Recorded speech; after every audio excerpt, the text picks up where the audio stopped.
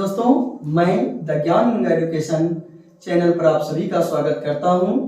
मैं आज the use of to be future form बताने जा रहा हूं, बेसिक इंग्लिश ट्रांसलेशन का। और हमारा ये तीसरा वीडियो है टू बी का और फ्यूचर फॉर्म का। हम देख रहे हैं टू बी के अंतर्गत फ्यूचर फॉर्म का वर्ब रूप शैल बी और विल बी होता है। जब हम फ्यूचर फॉर्म की बात करते हैं तो फ्यूचर फॉर्म में हमें वर्ब टू बी के अंतर्गत शैल बी और विल बी आता है। अब हम देखते हैं कि शैल बी और विल बी का प्रयोग किस परिस्थिति में हम कर सकते हैं। नियम कहती है शैल बी विल बी का प्रयोग तभी किया जाता है जब कोई स्थिति भविष्य में अस्थायी रूप से बनी रहेगी। स्पष्ट है कि जब भी कोई स्थिति भविष्य में अस्थायी रूप से बनी रहेगी तब हम उस परिस्थिति में फ्यूचर फॉर्म के अंतर्गत जो टू बी के रूप होते हैं शैल बी विल बी, इनका प्रयोग कर सकते हैं। आगे हम देखते हैं रूल ऑफ ट्रांसलेट। अब हम अनुवाद कैसे बनाते हैं। अनुवाद के लिए पहले नियम को हम देख रहे हैं, रूल ऑफ अफर्मेटिव सेंटेंस, जिसे हम हिंदी में कहते हैं सकारात्मक या स्वीकारात्मक वाक्य का नियम। सकारात्मक नियम क्या कहती है, ध्यान दीजिए। रूल कह रहा है पहले हमें सब्जेक्ट का प्रयोग करना है, इसके बाद सब्जेक्ट के मुताबिक शैल बी या विल बी का प्रयोग करना है, फिर अंत में अन्य शब्द अर्थात अदर वर्ड का प्रयोग करना है। इस रूल के मुताबिक कुछ उदाहरण लेकर हम देखते हैं। पहला उदाहरण है मैं अमीर बनूंगा। अब इस सेंटेंस में हम देख रहे हैं हमारा सब्जेक्ट कौन है, तो सब्जेक्ट हमें मैं दिखाई देता है। मैं के लिए हम अंग्रेजी का जो शब्द प्रयोग करते हैं वह आई है। अब आई के लिए हमें वर्ब शैल बी और विल बी में जो उपयुक्त होगा उसी का प्रयोग करना है। तो आई के लिए शैल बी का प्रयोग किया जाता है, तो हम यहाँ आई के बाद शैल बी का प्रयोग करते हैं। फिर देखते हैं हमारे हिंदी वाक्य में अन्य शब्द क्या बच रहा है, तो अन्य शब्द अमीर है। अमीर के लिए अंग्रेजी वर्ड का प्रयोग रीच का करते हैं। अब मैं अमीर बनूंगा, इसका अंग्रेजी ट्रांसलेशन हुआ आई शैल बी रिच। अब दूसरी उदाहरण हम देखते हैं, आप खुश रहोगे। इसमें पहले हम सब्जेक्ट चुनते हैं। सब्जेक्ट हमारा है आप। आपके लिए अंग्रेजी का जो शब्द हम प्रयोग करते हैं वह यू है। यू के मुताबिक शैल बी और विल बी में से हमें विल बी का प्रयोग करना होता है, तो यहाँ हम विल बी का प्रयोग करते हैं। फिर अन्य शब्द में हम देखते हैं, यहाँ पर अन्य शब्द हमें खुश बच रहा है। खुश के लिए अंग्रेजी शब्द का प्रयोग हैप्पी किया जाता है। अब आप खुश रहोगे, इसका अंग्रेजी अनुवाद हुआ यू विल बी हैप्पी। तीसरा उदाहरण देखते हैं, राम और श्याम कलाकार बनेंगे। राम और श्याम कलाकार बनेंगे। यहाँ दो आदमी हैं, प्लुरल है। प्लुरल के लिए हम पहले सब्जेक्ट देखते हैं राम और श्याम। राम और श्याम के लिए प्रयोग करते हैं राम एंड श्याम। अब प्लुरल सब्जेक्ट के साथ प्लुरल वर्ब का प्रयोग किया जाता है, तो प्लुरल वर्ब के लिए विल बी का प्रयोग करते हैं। अब यहाँ हम विल बी का प्रयोग करते हैं। इसके बाद अन्य शब्द हम देख रहे हैं, कलाकार है। कलाकार के लिए प्रयोग करते हैं आर्टिस्ट। अब इसका अंग्रेजी अनुवाद हुआ Ram and Shyam will be artist. Singular के साथ सिंगुलर वर्ब, प्लुरल के साथ प्लुरल वर्ब का प्रयोग करते हैं। इसलिए यहाँ पर राम और श्याम दो प्लुरल है, तो प्लुरल के लिए विल बी का प्रयोग किया जाता है। इसलिए यहाँ Ram and Shyam will be artist इस हिंदी का अंग्रेजी अनुवाद होगा। हम रूल ऑफ नेगेटिव सेंटेंस को देखते हैं। रूल ऑफ नेगेटिव सेंटेंस अर्थात नकारात्मक वाक्य का नियम। नियम क्या कर रही है, ध्यान दीजिए। देखिए रूल कहती है पहले हमें सब्जेक्ट का प्रयोग करना है, इसके बाद सब्जेक्ट के मुताबिक शैल नॉट बी या विल नॉट बी का प्रयोग करना है, फिर अदर वर्ड का प्रयोग करना है और अंत में फुल स्टॉप लगाना है। अब इस रूल के अनुसार उदाहरण लेकर हम देखते हैं। पहला उदाहरण है मैं उदास नहीं रहूंगा। इस वाक्य में हम सबसे पहले सब्जेक्ट देखते हैं। सब्जेक्ट है मैं के लिए अंग्रेजी वर्ड का प्रयोग करते हैं आई का, और आई के लिए प्रयोग करते हैं शैल नॉट बी। तो यहाँ हम लिखते हैं शैल नॉट बी। इसके बाद अदर वर्ड के रूप में यहाँ उदास शब्द है, इसका अंग्रेजी होता है सैड, और अंत में फुल स्टॉप लगाते हैं। अतः मैं उदास नहीं रहूंगा, इसका अंग्रेजी अनुवाद हुआ आई शैल नॉट बी सैड। अब दूसरी उदाहरण देखते हैं। वह किसान नहीं बनेगा। हमारा सब्जेक्ट है वह के लिए प्रयोग करते हैं ही शब्द का। ही के बाद अब हम देखते हैं क्या प्रयोग करें। तो हमारा सब्जेक्ट ही है और ही के लिए प्रयोग करते हैं विल नॉट बी का। अब यहाँ हम विल नॉट बी लगाते हैं। इसके बाद अदर वर्ड है। अदर वर्ड में यहाँ किसान शब्द है। किसान के लिए अंग्रेजी वर्ड का प्रयोग करते हैं फार्मर, और अंत में फुल स्टॉप लगा देते हैं। ये अब हम rule of yes no interrogative sentences को देखते हैं, अर्थात प्रश्नात्मक वाक्यों का सकारात्मक नकारात्मक नियम। एस के लिए सकारात्मक का प्रयोग करते हैं, नो के लिए नकारात्मक का प्रयोग करते हैं।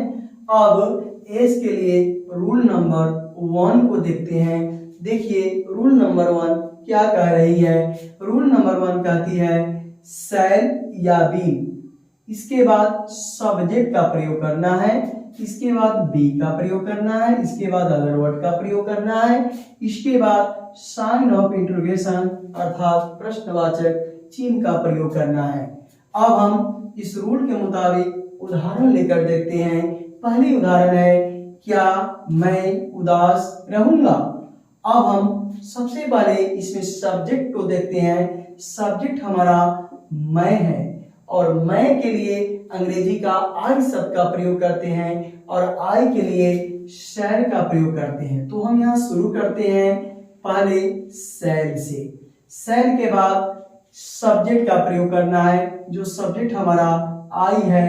आई के बाद बी का प्रयोग करते हैं। फिर हम देखते हैं अदर वर्ड। तो अदर वर्ड के रूप में उदास शब्द है, इसके लिए अंग्रेजी का सैड्स का प्रयोग करते हैं। फिर अंत में देख रहे हैं क्वेश्चन मार्क है, तो यहाँ क्वेश्चन मार्क लगा देते हैं।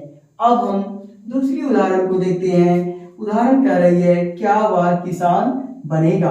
अब हम यहाँ सब्जेक्ट देख रहे हैं वह, इसके लिए अंग्रेजी का ही शब्द का प्रयोग करते हैं और ही के लिए विल का प्रयोग करते हैं। तो यहाँ हम पहले विल का प्रयोग करते हैं, इसके बाद सब्जेक्ट हमारा ही है। फिर देख रहे हैं बी का प्रयोग करना है, तो बी का प्रयोग करते हैं। फिर अदर वर्ड है, तो अदर वर्ड में किसान है, इसके लिए अंग्रेजी का वर्ड फार्मर का प्रयोग करते हैं। फिर अंत में क्वेश्चन मार्क है, तो यहाँ क्वेश्चन मार्क लगा देते हैं। अब हम नो के लिए रूल नंबर 2 को देखते हैं। ध्यान दीजिए रूल नंबर 2 कह रही है शैल या बी, इसके बाद सब्जेक्ट, इसके बाद नॉट, इसके बाद बी, इसके बाद अदर वर्ड और अंत में क्वेश्चन मार्क लगाना है। अब इस रूल के मुताबिक उदाहरण पर हम देखते हैं। उदाहरण कह रही है क्या मैं उदास नहीं रहूंगा। इस उदाहरण को देखिए, हमारा सब्जेक्ट आई है, आई के लिए शैल का प्रयोग करते हैं। तो यहाँ हम सबसे पहले शैल का प्रयोग करते हैं। फिर सब्जेक्ट हमारा आई है, आई का प्रयोग करते हैं। फिर देखिए सब्जेक्ट के बाद नॉट लगाना है, तो यहाँ नॉट लगा देते हैं। फिर बी लगाना है, तो बी लगा देते हैं। फिर अदर वर्ड कह रहा है, तो अदर वर्ड के लिए उदास शब्द है, इसका अंग्रेजी सैड लगाते हैं। और लास्ट में क्वेश्चन मार्क है, तो क्वेश्चन मार्क लगा देते हैं। अब क्या मैं उदास नहीं रहूंगा, इसका अंग्रेजी अनुवाद हुआ sad I not be sad। अब सेकेंड उदाहरण देखते हैं, क्या वह किसान नहीं बनेगा। अब सब्जेक्ट हमारा वह है, वह के लिए हम प्रयोग करते हैं बिल का। अब यहाँ हम शुरू करते हैं पहले बिल सबसे, बिल के बाद हमारा सब्जेक्ट वह है, इसके लिए शब्द ही का प्रयोग करते हैं। फिर नॉट लगाना है तो नॉट लगा देते हैं, फिर भी लगाना है तो भी लगा देते हैं। इसके बाद अदर वर्ड का प्रयोग करना है तो अदर वर्ड किसान है, इसके लिए हम फार्मर शब्द का प्रयोग करते हैं। फिर अंत में क्वेश्चन है तो यहाँ क्वेश्चन लगा देते हैं। अब हम rule of WH yes no interrogative sentences को देखते हैं। WH प्रश्नात्मक वाक्यों का सकारात्मक नकारात्मक नियम। एस के लिए सकारात्मक, नो के लिए नकारात्मक नियम का प्रयोग करते हैं। एस के लिए रूल नंबर 1 है। देखिए रूल नंबर 1 क्या कह रही है।